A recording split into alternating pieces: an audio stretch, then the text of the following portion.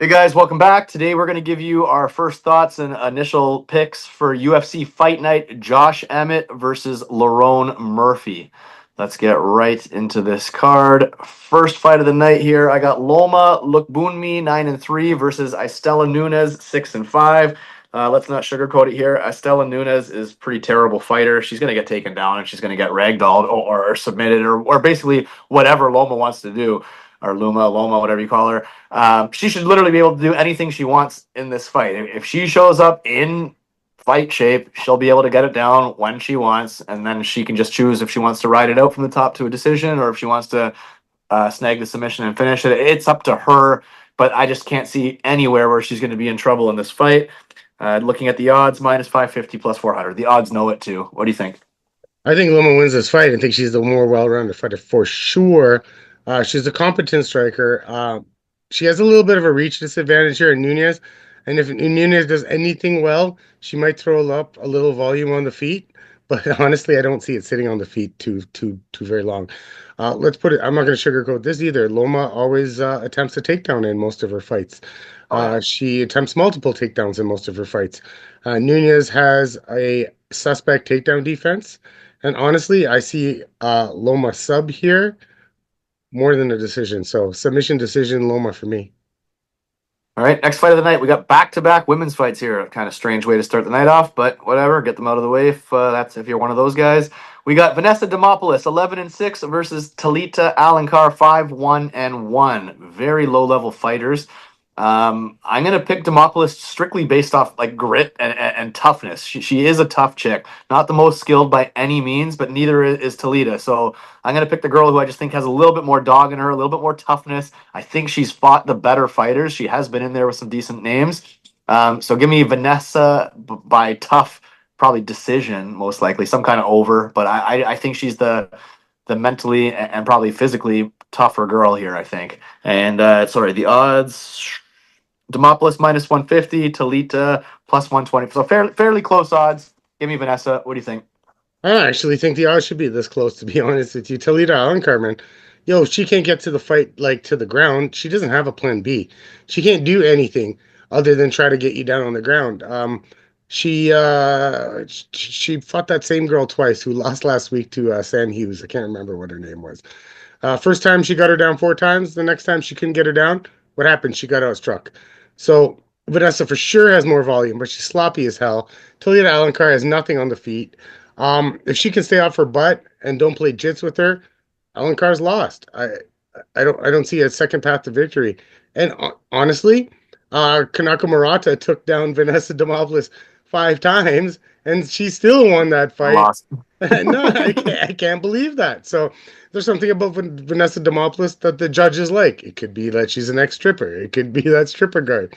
It could be that they like her jumping into Bisping's arms after. But whatever it is, the judges like what she puts out there. And yeah, at minus 150 over a unproven Alencar who has never fought anybody other than I forgot her name, the Italian girl from last week. But yeah, give me Demopoulos.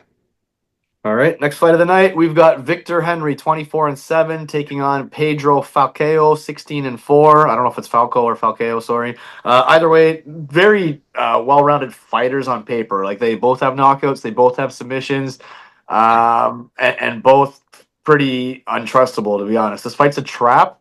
There's no way I would be betting money on it. It's just a straight up pass for me. Like I'm passing. What do you think? Okay, so Victor Henry, if he doesn't do what he did last fight, he probably wins here. Henry, when he throws volume, he throws volume. He throws over 100 significant strikes in three of his fights, but then he's so low volume in three of his other UFC fights. I don't know what he was trying to do against Charles Jourdain last fight. He could have thrown volume with him and stayed on the feet, but he tried to take him down four times and he got tapped out while doing it. Falco, he's an okay fighter, very well rounded too, like you said. He has good takedown defense, so I don't think taking down Falcao is the right move here. I think this he needs to stay on the feet, Victor Henry, and he needs to throw that volume up. The volume that got him those three wins. It was an immense amount of volume in three fights. Three fights in three rounds. Sorry. If he can throw that volume, he wins here easily. I can't see Falcao going over 80. So yeah, I'm gonna take Victor Henry. I think he should throw more volume here. He's so inconsistent. So he he wins a fight, he loses a fight. He wins a fight, he lost a fight. He lost his last one, so he should win this one, right? Yeah, I guess if you go by MMA math.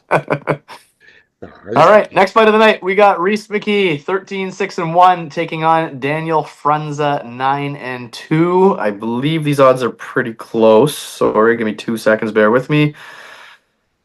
McKee plus 140, Frunza minus 170. Sorry, Daniel Frunza 9-2, 8 knockouts.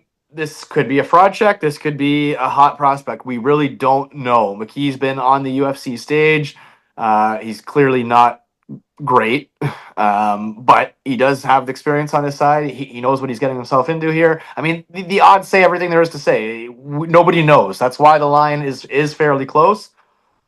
I'm gonna root for the knockout artist. I mean, everybody likes somebody who finishes fights, but we don't know if this guy's well rounded. We don't know if he's gonna gas. He has a lot of early wins, so we don't know anything about him. And I would definitely proceed with caution. He's not undefeated. He's 9-2, so he has lost.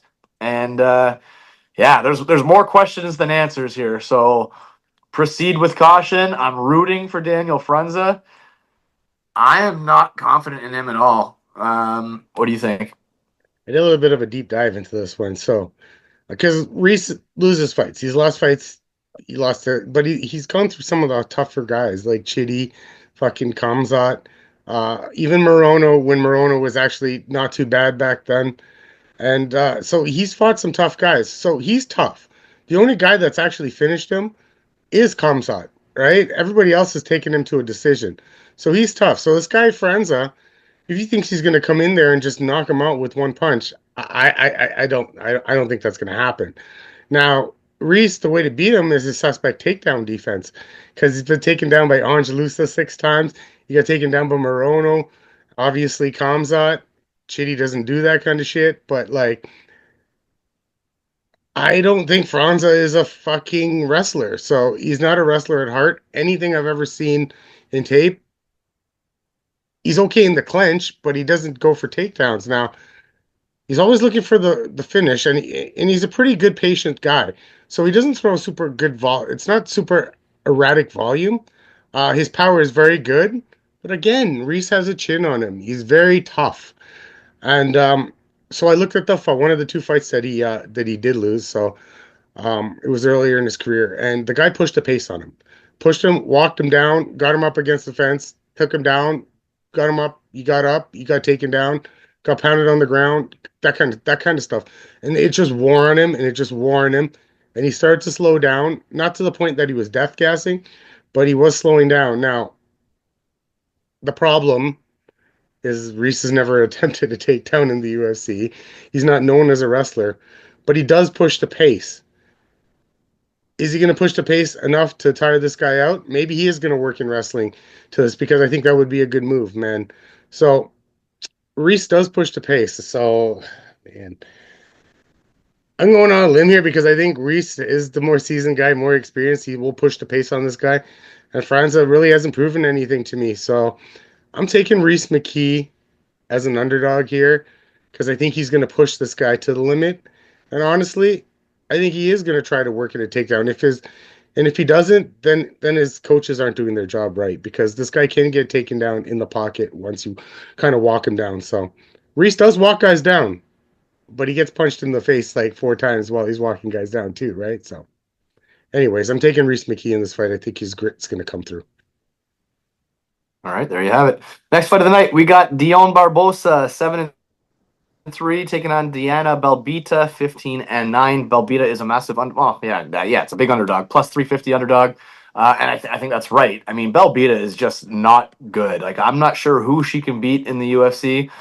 She is a pitter patter striker. The one thing I will give her is she's tough because she takes beating after beating, and she keeps coming back. So at one point, I questioned whether she really wanted to fight or whether she was just in this to be kind of like pretty small girl that just wanted attention or whatever. But she keeps coming back for more beatings. So you know what? I will give her that. She's pretty tough, but she's just not very good. The only thing that she you could give her is that she's fairly high volume. Like she will throw a lot of strikes out there, but they're not hard at all. She's very like weak. She's very small. Her stature, her power, all that. Like she can be overpowered here. I think Barbosa can probably do whatever she wants. She should be able to take her down and pound her if she wants. She just should be the stronger overall athlete. And yeah, like I said, I can't pick Belbita against anyone, so I definitely pick Barbosa. What do you think? Yeah, well, Belbita's one path to victory is to outvolume Barbosa over 3 rounds without getting taken down and being put on the ground. So I don't think that happens, right?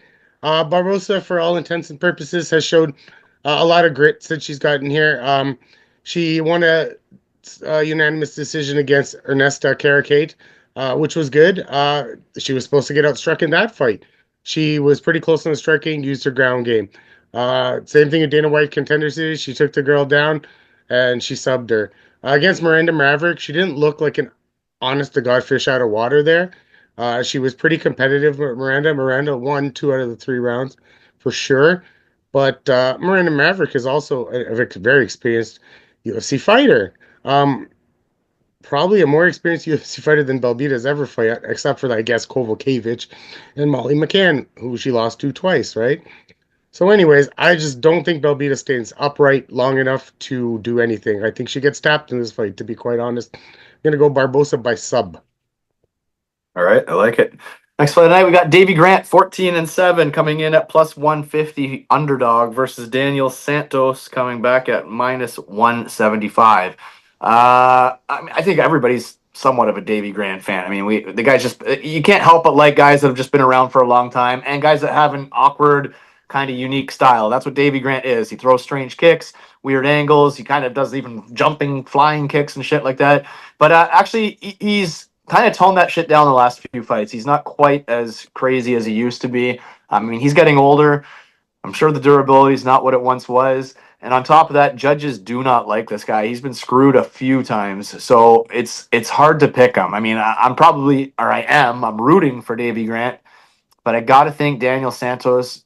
I mean, it's strange. Let me rewind a little bit. Davy Grant does thrive when he's an underdog, a close underdog, and this is kind of what he is here. So this could be the type of fight where he silences the critics, because there's been a couple times where you thought this was it for Davy. He's going to get retired here. He's facing the prospect. He's going to get retired, and he shows that he can still do it.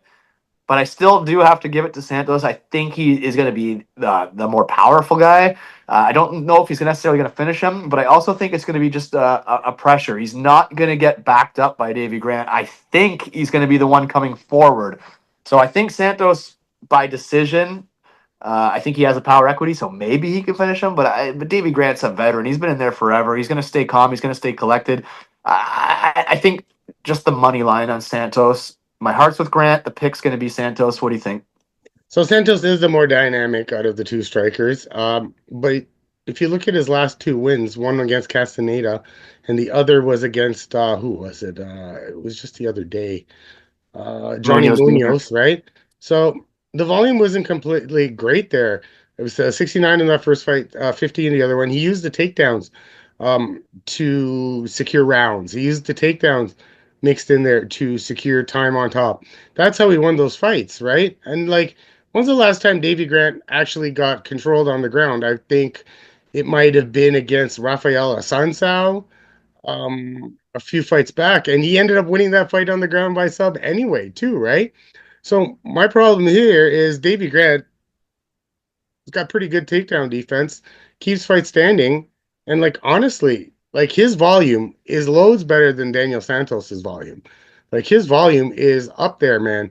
Davy Grant 147 against Tim Ferriss, 70 in that Marcos fight. Sub Assunção, he threw 81 against Smolka, 98 against Yanez, 83 against Vera.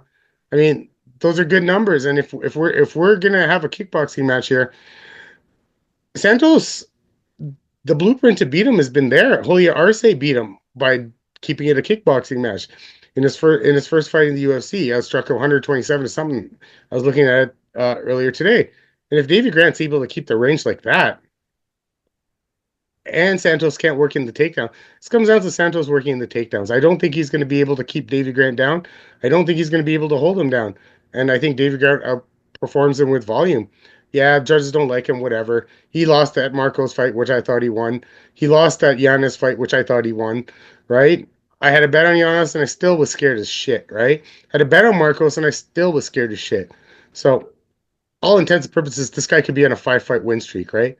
So, I think the blueprint's out there. He follows what Arce did, and Davy Grant wins this fight. I'm going out limb again. I like this underdog. I'm going to put my money on Davy Grant here. All right, I like it. I like it, and I'm rooting for him.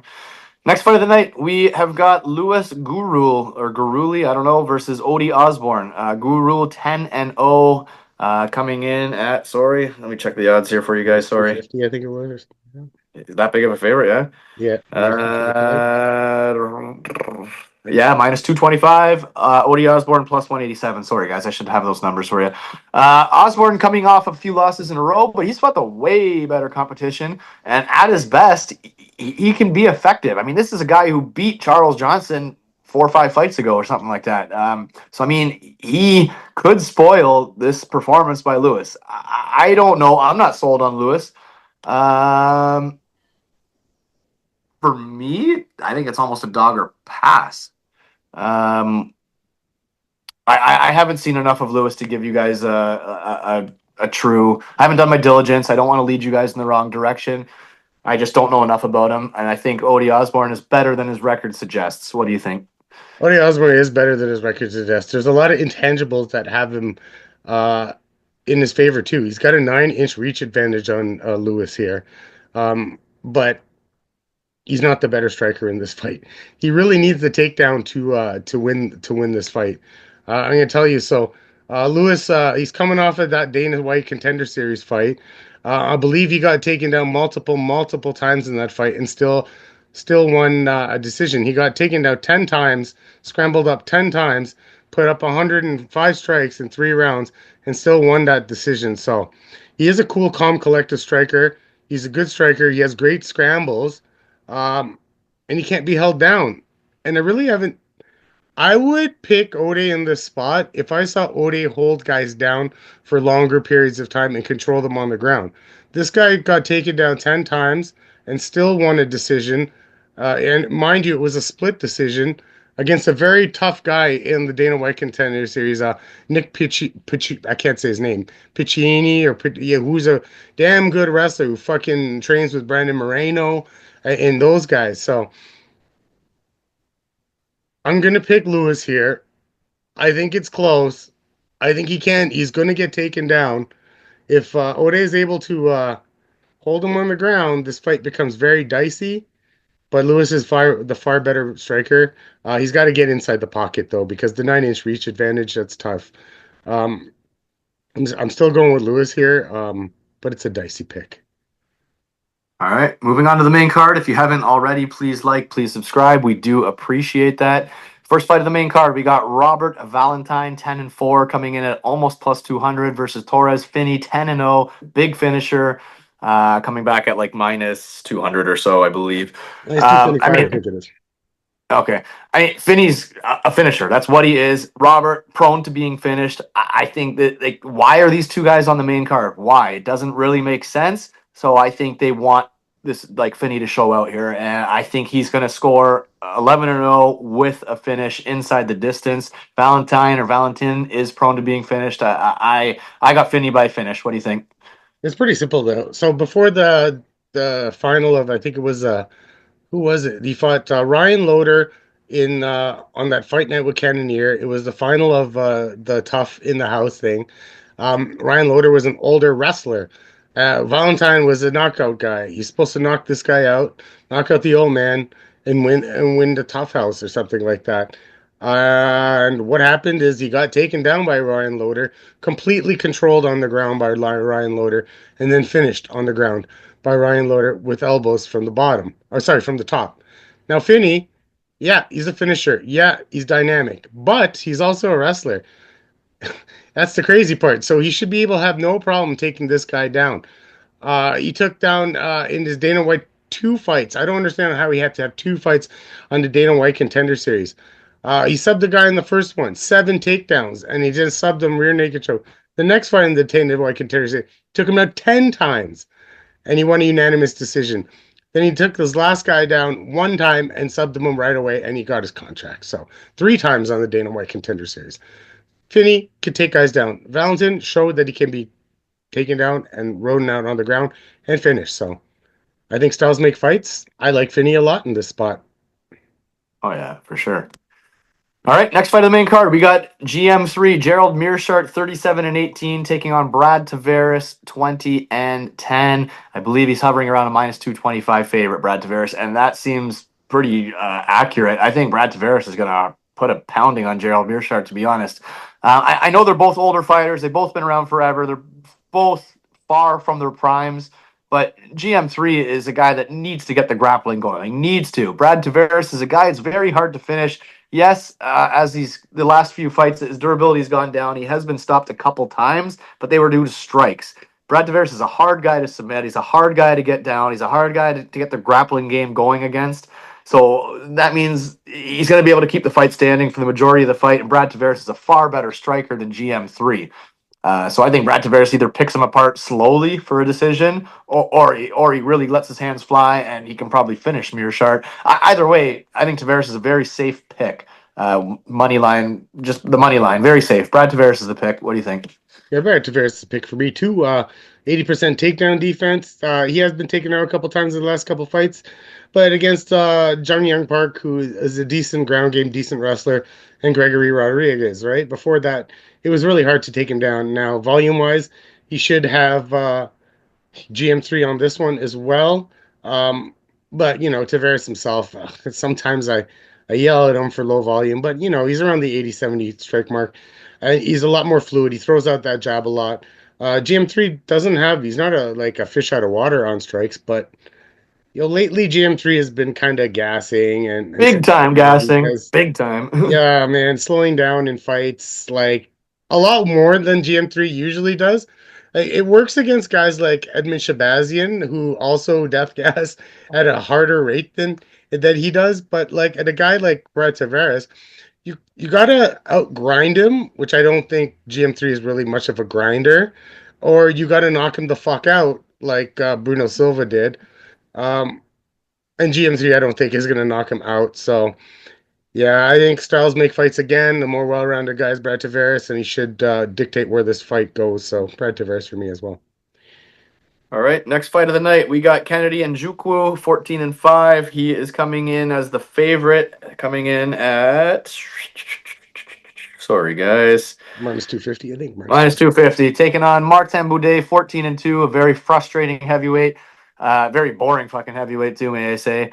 I mean, Kennedy should fuck this guy up. I mean, every now and then Kennedy has like a durability issue where he just eats a weird punch and like it stuns him way more than he should. So barring some weird jab, like knocking him out or something like that, this is Kennedy's fight to lose. Kennedy should be able to mess this guy up on the feet. He should be able to be fine if there is a little bit of grappling exchanges going on. I mean, at the end of the day, I don't think there's going to be any long periods on the ground. So it's mostly going to be stand up. Sorry, and Kennedy is definitely should be the better striker. As long as his durability holds up, he doesn't get rocked by some weird punch, he wins the fight. What do you think? I wrote down my notes, Kennedy by destruction. First of all, I think Martin Buday is a little bit of a fraud. He got handed that Bresky fight earlier on in his career, and he got exposed by, I think it was Shamil that exposed him later on in his career, right? Was it Shamil that exposed him? I think it was. Yeah, Shamil exposed him, right? So, like, this guy, man, a split decision with Andre Arlovsky in that last fight, arguably could have lost that one too. And he's not taking down Kennedy Nzechukwu. Kennedy's got an 80% takedown defense. Martin Buday is not dynamic at takedowns. He's not dynamic in his striking. So I think he just gets picked apart. Barring something stupid like you said, he slips on a banana peel or something like that. Kennedy should be able, unless he comes out with that Oven St. Preux fucking game plan he had against Oven St. Preux. But Kennedy looked good in that Barnett fight. If he takes this fight just as well as he did that Barnett fight, he's going to finish Buday as well. So I actually like Kennedy inside the distance. And I think he's going to finish Buday. Martin. I mean, heavyweight, he definitely has the power to do that. So it's quite possible. Next fight on the main card, we got Cartavius Romious, 9-3, taking on Shang Ho Lee, 10-1. Romious is coming off the loss to Gaston Bolanos, where Bolanos all of a sudden looked like a grappler. He showed layers to his game. So now I don't know if it was a spectacular performance by Bolanos or if it was a terrible performance by Romious. I don't know. I thought Bolanos looked good in the time. I was like, oh wow, this guy's actually leveled up. He's showing that he can grapple now. He's not just a striker. But did he just look good because Romious can't grapple? I don't know. Now we're going to find out. Shang Ho Lee, 10-1. He didn't look good last fight either, to be honest. I didn't like his performance. I believe it was a split decision win. He did not look great.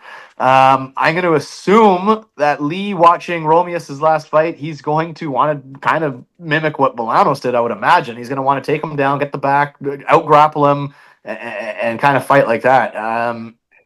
The fight seems kind of like a trap, to be honest, because again, I don't know if Bolanos just all of a sudden got good or if Romious is terrible. If oh, it feels like a trap fight. I mean, Chang Ho Lee should win the fight on paper, but I really didn't like his performance last fight. I'll give him a pass and I'll say he's going to look better this fight, I guess. But I did not like what I saw from him last fight. What do you think? I didn't like what he saw from him last fight, but I think he's by far the more well-rounded fighter in this fight, to be honest with you. Because Romeo, aside from the balance, he's supposed to be the grappler. He's the guy with 5 submissions Not on out his grappled. record. He's the guy that's supposed to be trying to take guys down, right? So Lee's a good grappler in his own right. He's multiple takedowns in multiple fights, right? But I think this comes down to the striking. And I think Lee is a lot better, competent, more competent striker than Contavious is. So if this doesn't get to the ground for Contavious, what does he do? The problem is Lee's shown that he can be taken down as well, but he's also shown that he can get up. And when they're on the feet, I think they're in two different worlds. I think Lee's a far better striker in this fight. Lee should not try to grapple in this fight. I don't know what his IQ is like. He hasn't been in the UFC long enough, but I think he needs to make this a kickboxing match. If this is a kickboxing match, I think he wins. I think he wins easily if it's a kickboxing match. If he wants to get into this grappling war with a grappler, then I don't know. It's whoever wrestling shows out. I mean, I watched some regional tape for Contavious because the UFC tape's not that great, to be quite honest with you. I mean, he was grappling a lot. So I think this stays kickboxing. I think Chang Ho Lee is the better kickboxer, and I think he outvalues him to a decision. So give me Chang Ho Lee. All right. Co-main event of the evening. We got Joe Anderson Brito, 17-4-1, coming in at -220, taking on Pat Sabatini, 19-5, coming back at +180. I think this is an absolute nightmare matchup for Pat Sabatini personally. I think Joe Anderson is going to finish Pat Sabatini, and I'm going to hit it soon because I think these odds will get wider too, to be honest. Pat Sabatini, good grappler, very good grappler. You can't really argue that, but terrible durability. And Joe Anderson Brito is a very violent person. When he wins with violence. He can finish, he can hurt, he can to me, Pat Sabatini has to be perfect for 15 minutes. Has to hold him down the whole fight. And I just don't think that happens. I think Sabatini's not the most durable. I think he gets finished. I won't be playing Brito's money line, which I don't even think is bad. I'm going to be playing his finish line personally. That's me. What do you think? So Sabatini wins against guys that he can out grapple. He might be able to take down Brito here, but Brito has pretty good scrambles and he gets up. What's all Pat Sabatini's kryptonite? Pat Sabatini's kryptonite is power punchers. Joe Anderson Brito is a power puncher. I think he's got far better striking. Um, if he doesn't let Sabatini get close to him and take him down and ride him out, I don't think he gets ridden out, to be honest with you. I think he might get taken down in this fight, but he's shown that he can get up from takedowns, right? So no one's really ridden him out. I mean, Jonathan Pierce tried to do it for the first round, and then he got guillotined in the second round. So it's not Brito is not a fish out of water on the ground. He is able to finish fights in various different ways. And to be honest with you, he is a very well-rounded guy, and the power punching is his thing. So I think Sabatini might shoot, and he's going to get hit. And Getting hit one time is just enough for him to just, find him a little bit shinny, to be honest with you. I mean, Emmers had him on skates and ran into a heel hook. It's been multiple times, so I think Brito wins this fight. I think Brito wins this fight by knockout, and I don't think he should get anywhere close to the ground game and try any bullshit. I agree. And that brings us to our main event of the evening. We got Josh Emmett, 19-4, coming in at plus 225 underdog versus Lerone Murphy, 15-0-1, minus 275 favorite. I've been waiting forever to fade Lerone Murphy. I don't think he's amazing. He is getting better because a few fights ago, like I was big time against him. Like this guy is he's not terrible. He's not. He is getting better. Striking's getting better. Volume's getting a little bit better. Yeah. He's a good fighter. And like I said, I've been waiting to fade him, but I can't fade him here. I just got to assume that I know Emmett's arguably fought the better fighters or whatever. He's been doing it longer, whatever. But Murphy's still, he's been in there with guys and he hasn't got knocked out. I think he's the way better athlete at this point. Like, yes, Josh Emmett is an explosive guy. He's a hard hitter. He's a tank, but he's old. He's like, I don't think he's going to be as fast or as fluid as Lerone Murphy. I think Lerone Murphy's striking is just going to be straighter, cleaner. Josh Emmett is going to be looping big power punches. And it's not like Murphy's gone down from one yet. Like I don't know. I find myself leaning Lerone Murphy decision here. 5 rounds. I mean, maybe that gives him more time to find a finish, but still, like even he's not like some huge finisher. No, I don't know. I think Lerone Murphy's the cleaner fighter. I think he's the younger, faster, better athlete, cleaner, crisper fighter. I'm waiting to fade him, but I can't fade him against Josh Emmett. Josh Emmett's too looping for me, too old, too one-dimensional. I think Murphy will see the looping punches coming, won't get knocked out, and if he doesn't get knocked out, I think he wins the fight. So give me Lerone Murphy. What do you think? There's only two times Lionel Murphy's ever impressed me. One time was against Edson Barbosa, and the other time was against Gabriel Santos. Every other time, Lionel Murphy has not impressed me at all. I agree. He didn't impress me against Dan Ige. He didn't impress me against Josh Cooleybow. He didn't impress me against Makwan Amirkhani or Douglas DeAndrade. They didn't impress me against any of those. The I one, do agree. I said I want to fade him. I do agree. I can't hear, but continue. Sorry. my point is like the volume has been kind of shit.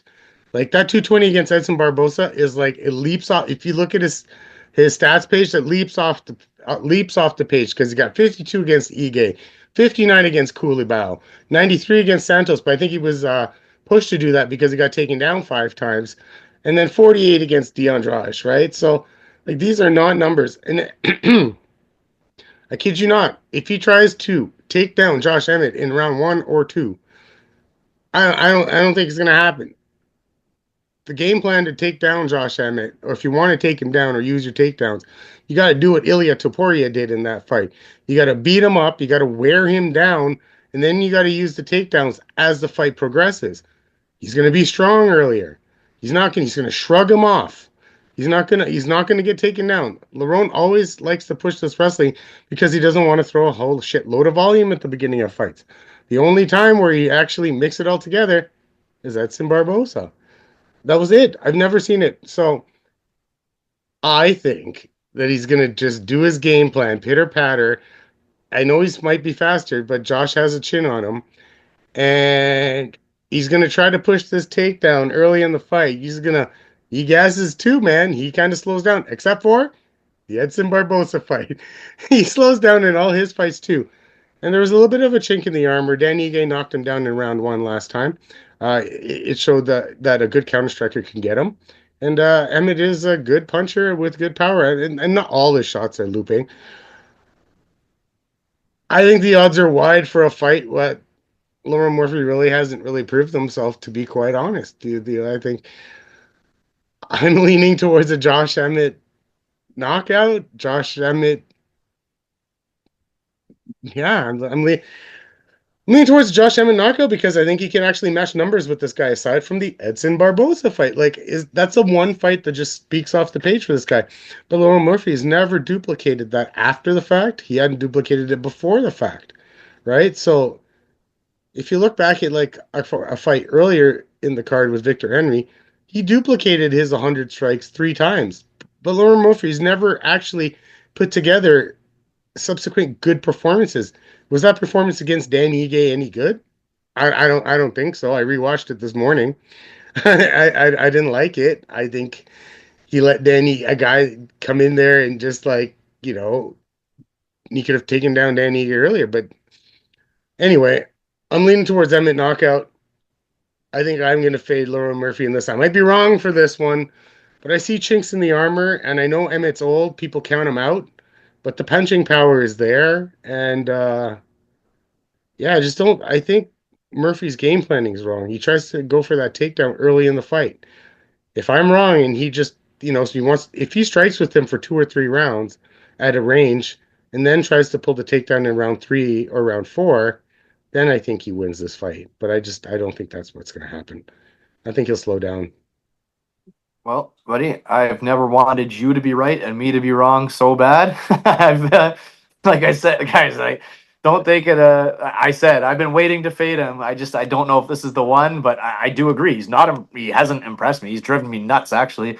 But I don't think this is the one. But hey, I hope you're right. We're gonna find out. And yeah, that's our initial picks, guys. We're gonna do more diligence. There's a few fighters I want to check out more. A couple times I felt like I didn't really give you guys much, and that's not fair. I'm gonna watch some tape. I'm gonna come back and watch out for the props video on Thursday. Those will be our final picks, our bets, our props, all that stuff. So we'll talk to you soon, and we'll be back.